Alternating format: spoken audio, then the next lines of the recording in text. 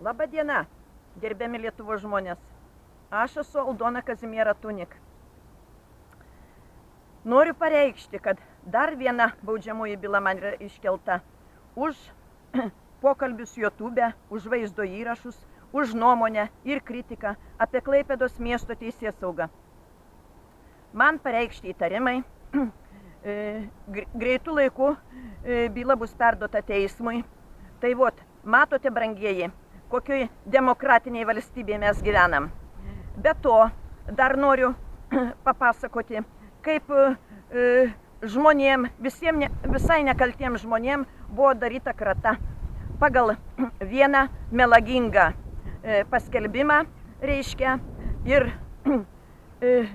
ekspertai juokėsi, kad, reiškia, mano tų visų įrašų ir pokalbių ir tų nuomonių nerado. Rado tik tai, reiškia, kažkokius tai paveikslėlius gėlyčių.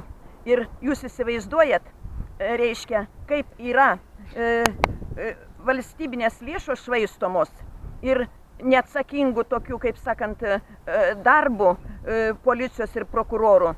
Ir visą šitą reikalą kuruoja Klaipėdos miesto vyriausias prokuroras Simonas Minkevičius.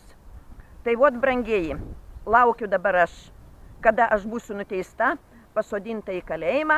O jeigu negalėsiu pranešti tęsinio, tai visus šitos tęsinius praneš mano ištikimi ir brangus draugai, žurnalistai, spaudos žurnalistai ir visi kiti artimi žmonės. Ačiū, brangieji, viso gero.